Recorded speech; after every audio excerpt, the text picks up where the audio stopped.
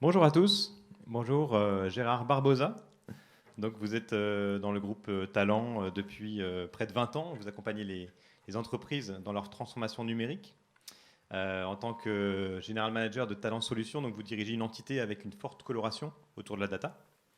Depuis quelques années, vous avez vu émerger des centres et des services nommés Data Lab. Alors, Data Lab, est-ce que ce n'est pas un terme qui est un peu dévoyé? Alors, je ne sais pas si c'est vraiment un terme qui est dévoyé. Je ne pense pas que le terme en lui-même soit dévoyé. C'est un terme qui est apparu à peu près, on a du mal à le situer. Aujourd'hui, les gens réécrivent souvent l'histoire, mais on l'a vu apparaître dans les années 2016, avec certains qui ont bien sûr été précurseurs, ils l'ont fait en 2010, mais en général, c'est vers 2016 qu'on a vu apparaître les Data Labs. Et le Data Lab est issu du monde du digital, hein. On a connu le Digital Lab. Et la première réaction qu'on a eue, comme souvent quand on a un saut qui soit technologique ou méthodologique, ben, on veut mettre très vite en situation un data lab. Et la première réaction qu'ont eu souvent les grands groupes et les DSI, ça a été de rassembler ce qu'on appelait, nous à l'époque, des centres décisionnels, des centres qui traitaient la donnée, qui faisaient du reporting.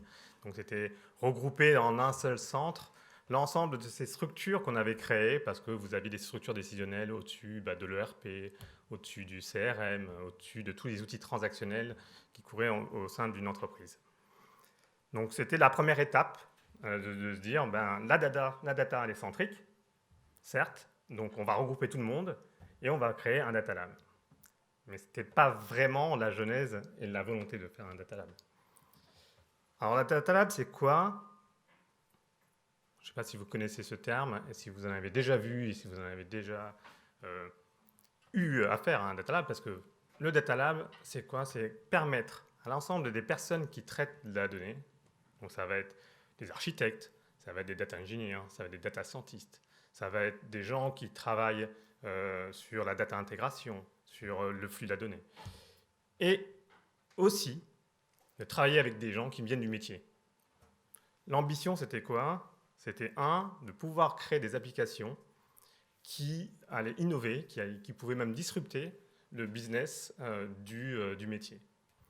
Et mettre toutes ces personnes ensemble, parce qu'on s'est rendu compte que la donnée, elle est centrale, et que si vous ne maîtrisez pas la donnée, souvent les applications que vous avez créées, elles étaient, je dirais, très peu souvent mises en production.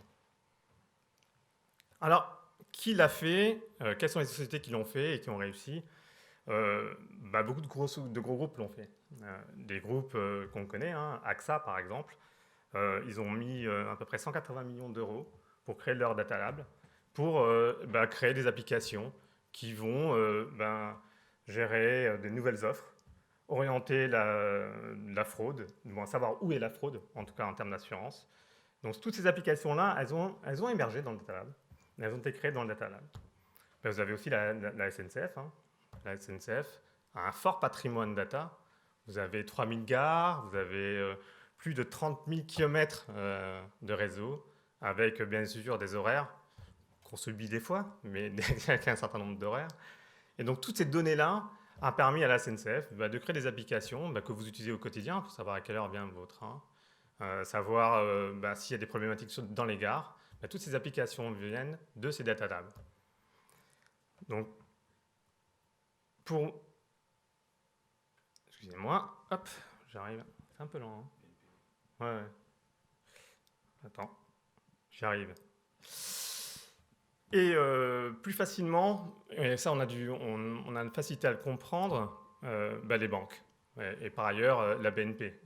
Maîtriser sa donnée, une donnée qui doit être sécurisée, une donnée qui traite de beaucoup d'éléments, permet de créer des algorithmes qui vont essayer de prédire et de prescrire l'avenir financier de tout à chacun et des entreprises pour lesquelles ils travaillent. Donc ça, c'était, je dirais, la solution de facilité. Mais ils ont réussi à concentrer cette donnée d'entreprise dans un data lake et puis fournir le data lab. Merci Gérard. Du coup, quelle est la différence en fait entre un data lab et un data fab? Justement, je parlais il y a 2 minutes du data lake. Je dirais même que le data lake est l'élément, et le prérequis pour créer un data lab. et derrière un data fab. Pourquoi je parle de ça? L'essentiel, quand la donnée est centrale, c'est qu'elle ait une véracité, qu'elle soit sécurisée, qu'elle soit mise à disposition, qu'elle soit aujourd'hui en temps réel, qu'on puisse la partager. Il faut que vous ayez un socle pour pouvoir mettre à l'échelle ce que vous avez créé dans votre data lab. Et si vous n'avez pas ce socle d'architecture, donc le data fab, c'est un socle d'architecture logicielle qui vous permet d'aller à l'échelle et d'aller plus vite, de scaler, d'aller à l'échelle et de mettre en production ce que vous allez poker. Alors, poker, c'est les prototypes que vous allez réaliser, toutes ces applications que vous allez exploiter, et de le mettre entre vos mains, dans vos smartphones ou sur vos ordinateurs. Donc voilà la différence entre le data lab et le data fab. Et donc le data fab, si vous avez bien compris, c'est le bras armé du data lab. Si vous ne l'avez pas, vous serez toujours en train d'expérimenter, mais vous arriverez très, très peu souvent à aller à l'échelle. Et juste sur un point aussi sur le data fab, aujourd'hui un data fab, il est dans le cloud, tout le monde en parle, des plateformes qu'on met en place, il est on-premise, encore on-premise chez nos clients. Et ce qui est important, c'est qu'il faut que ce data fab-là soit à l'intersection de ce qu'on a vu auparavant, certainement vous avez entendu, de la sécurité, à l'intersection du data management, à l'intersection du data lake, et il va vous donner tous les outils pour pouvoir aller très vite, pour exploiter les données que vous allez récupérer et la mettre à disposition, soit dans les applications, ou soit même à remettre à disposition des jeux de données, des datasets à vos métiers. Alors finalement, Gérard, est-ce qu'il faut absolument avoir un data lab, un data fab? En tout cas, nous, chez Talent, ce qui est important, c'est ça, c'est d'accélérer l'innovation. Et tout ce qu'on peut faire pour accélérer l'innovation, pour nous, ça a du sens et ça a du bon. On s'est rendu compte, et je pense que vous êtes tous rendus compte pendant cette période un peu délicate, que toutes les sociétés qui ont accéléré, qui ont vite déployé, ont su être résilientes par rapport à la crise sanitaire. Elles ont pu faire en sorte que vous fassiez du télétravail, elles ont pu faire en sorte que rapidement avec des applications, vous puissiez commander et aller chercher, alors qu'ils n'avaient jamais vu et jamais eu ces applications-là.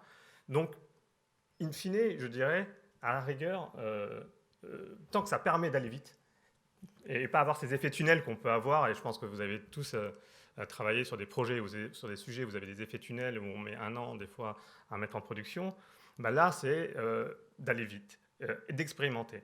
Alors, expérimenter, ça veut dire quoi? Ça veut dire qu'effectivement, dans l'ensemble de ce que vous allez faire, en termes d'application, il y a des échecs. Aujourd'hui, à peu près, c'est le chiffre qu'on en retient. Il n'y a que 20% des applications qu'on expérimente et qu'on fait dans les data labs qui passent à l'échelle de mise en production. C'est-à-dire que 80% de ce que vous faites est à jeter à la poubelle. Mais à la rigueur, je dirais, c'est pas grave. C'est pas grave, parce que grâce à ça, on me permet de créer des applications innovantes. Vous pourrez créer, j'ai vu quelqu'un que je connais sur Doctolib, mais voilà, vous pouvez créer des applications et vous tester. Je pense que cette approche-là, il ne faut pas avoir peur en tout cas de l'échec. Je pense qu'on en tire aussi beaucoup d'expérience. Et donc le Data Lab, il est là pour ça. Il est là pour ça. Et l'intérêt qu'on en a essentiellement, et pour nous, c'est que ça a remis au centre la gestion de la data. Voilà. Alors je ne sais pas si vous avez des questions, vous, après, sur ce sujet, sur ce que vous avez déjà vécu, est-ce que vous l'avez déjà vu, est-ce que vous avez déjà travaillé sur un lab identique. En tout cas, voilà, c'est ouvert.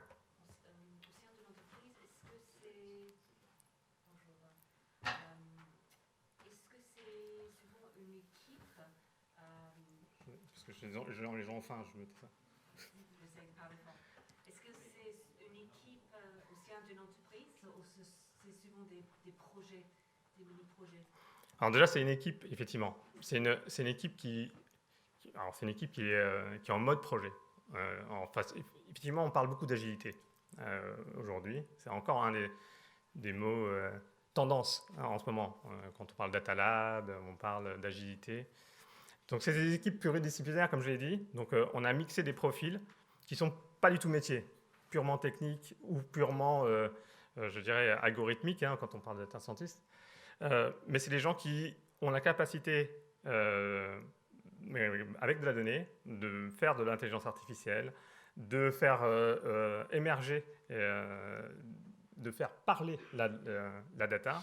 Et c'est ça, en fait, qu'on a mis ensemble avec d'autres personnes qui, eux, n'ont aucune expérience de la donnée. Ce sont des gens du métier, qui connaissent l'entreprise, qui ont vécu l'entreprise, qui peuvent la raconter, qui peuvent, je dirais, susciter des nouveaux sujets, des nouveaux besoins. Et on a vu des sociétés comme ça se transformer parce que, grâce à leurs données, ils pouvaient soit la revendre, soit faire du data sharing. On a vu des sociétés qui, grâce à l'open data aussi, a capté, a revendu la donnée alors que ce n'était pas leur business premier. Donc voilà, c'est cette capacité de mettre dans un seul centre l'ensemble des composantes et pas les disséminer de droite à gauche. Là, on a tout mis ensemble. Est-ce que vous avez d'autres questions?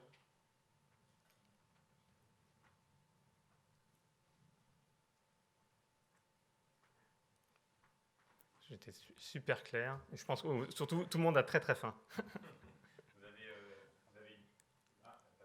son micro, c'est pas grave. Marc Duguay nous accompagne sur les conférences grâce à Concerto également, on remercie, pour la facilitation graphique et pour retranscrire l'essentiel des conférences. Vous les retrouverez également sur PaySmith à la fin et sur LinkedIn. Très bien. Merci beaucoup Gérard. Je te remercie Bruno. Et merci à vous tous.